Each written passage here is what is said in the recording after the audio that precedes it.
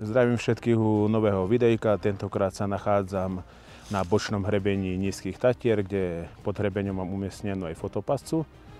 Na fotopasci sa ešte ukázali nejaké tie zaujímavé druhy. Bol tam rys, vlk, medveď, ale už fotopasca sa mi 2 týždne neozýva, ale ja to skôr prikladám tomu, že tá batéria už je vybitá, keďže tá batéria je tam založená od 39. pri poslednej kontrole 11.1., z čoho video ste mohli vidieť na mojom kanále, alebo vám ho pripnem, neviem teraz do ktorého rohu, môžete si ho potom pozrieť, ten záznam. Ale je možné, že tú fotopascu aj niekto mi ukradol, lebo jeden kamarát Lukáš mal tam nedaleko umiestnenú tiež fotopascu, niekto ju našiel, ale jemu neukradol celú fotopascu, ale mu ukradol iba SD kartu. Čož proste ani tá fotopasca by ma nejak netrapila, keďže mám v pláne tam vyniesť aj novú fotopascu novšej generácie s lepším kvalitom videa, ale hlavne by som tam chcel umiestniť aj externý solárny panel, aby som sa nemusel tak často k tej fotopasci vracať, a dávam tam aj fotopascu vo verzii 4G, ktorá sa dá priamo cez aplikáciu sťahovať videá a tak. Za mnou môžete vidieť chatku Lesné žienky. No a vyniesol som si tu hore, keďže do rúk sa mi dostala motorová pila batériová od Parkside. Mám ju tu, ukážem, to už mám nachystanú. Je to pila Parkside Performance PPKS A40 LIB2. K tomu som si ešte vyniesol 2 páry batérie, 2 4 Ah, 2 8 Ah. Sám som zvedavý, že koľko toho dreva sa mi podarí tu nachystať, lebo teraz vlastne na chatke už neostalo žiadne drevo. Ja som tu už bol minimálne 2-krát alebo 3-krát. Som tu prišiel za podmienok, kedy vonku snežilo, fúkalo, pršalo, všetko drevo bolo vonku mokré, ale keďže som tam mal nachystané už na tej chatke pripravené to drevo, tak sa čilo spraviť len oheň, sa ohriať, vysušiť a človek, jak sa hovorí, bol v cajku. Idem vyskúšať najprv tú pilu a potom sa presuniem hore ešte.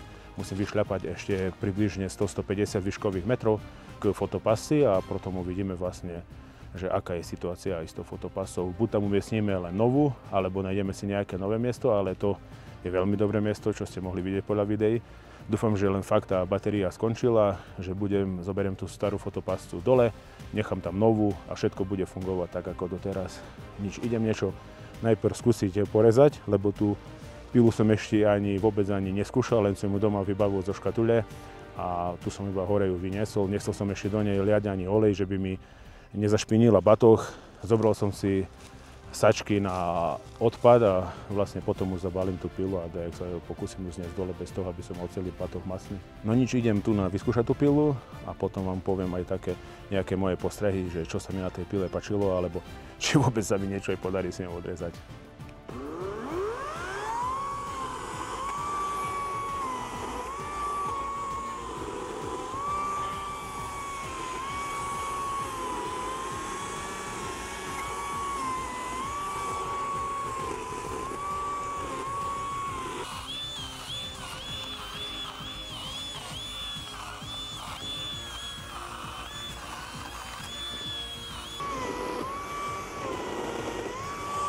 No tak som milo prekvapený, s tou pilou som narezal, ako fakt ani toľko som nepočítal, kopa dreva, vám to môžem ukázať. Aj keď to nie je nejaké extra tvrdé drevo, ale tých klatíkov je spusta. Hej. Vám ukážem ešte tu dole, lebo tu som dole porezal ešte ten celý dlhý, to bol až po tade tu hore, všetko som spratal. Ale ešte som zrobil aj takú lavičku. Počkajte, vám ukážem to z druhej strany. A tam dosť veľa som rezal vlastne na poli, hej, ako 2 šuľačky na poli. Hore som dal len to drevo zošrubovať. A tu bude taký pekný výhľad z toho miesta. Krása. A tu už vo vnútri je plno dreva, vám to ešte idem ukázať. No a vo vnútri je ešte toľko. Kým šlepeme hore k fotopasci, tak vám ukážem takú jednu Zaujímavosť, tu môžete vidieť na strome, ako dopadne, keď do ňoho udrie blesk. Ale tu vidno vlastne komplet. Celý strom je vyštepený, idem ešte k nemu. Taký detail. Celý strom po zasahu bleska. A teraz ešte vlastne šľapeme hore, tam hore môžete vidieť, počkajte. Hop, tam hore. Šľape už medži, neviem, či ju vidno. Tak dúfam, že tá fotopasta tam bude, ale to sa dozvieme hneď o chvíľočku.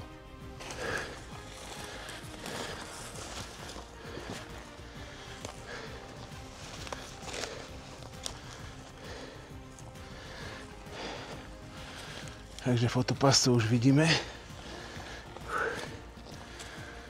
Takže je tam, proste len je vybitá baterka. To je tá lepšia varianta. Krásne počasie máme. Včera bolo veterno, zima, ale dnes je paráda. Takže tu môžete vidieť. Hop. Toto je fotopasta. Dole je baterka. Tu máme náš strom a krásny starý prales. No než ideme pozerať na to a montovať novú. Takže fotopastu máme namontovanú, tu máme náš strom, kde chodia všetci zanechávať pachovú stopu. Fotopastu sme museli umiestniť trochu na nové miesto, lebo tá fotopasta má iný objektív a má taký viac širokouhlejší, tu vám to prepnem. Fotopastu máme tu. Jedná sa o fotopastu Santec HC940 Pro. A tu máme solárny panel, taký domaskovaný. To Medži ho domaskovala. Je to zostavanou baterkou 5000. Pekne na to slnečko svieti. Takže pomaly zideme dole a môžem vám tu teraz pustiť do toho zostrih z tej fotopasce, ktorá tu bola.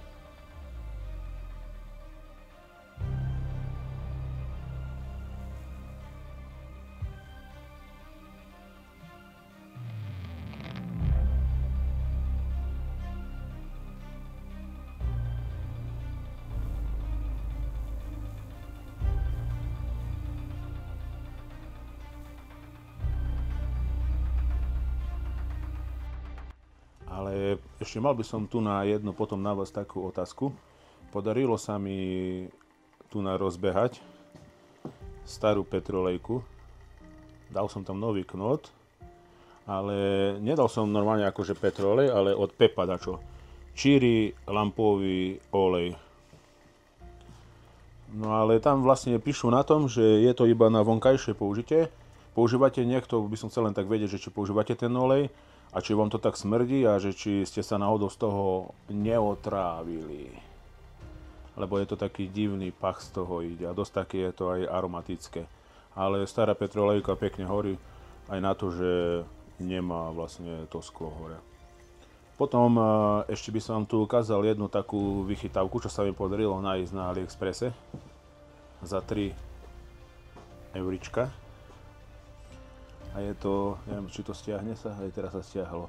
Je to taká malá ledka s USB-áčkom, dá sa to napojiť priamo do powerbanky a je z toho také umelé, perfektné svetielko. Môžem vám dať do popisu odkaz na to. Tak a to je všetko a vidíme sa pri ďalšom videjku. Čaute.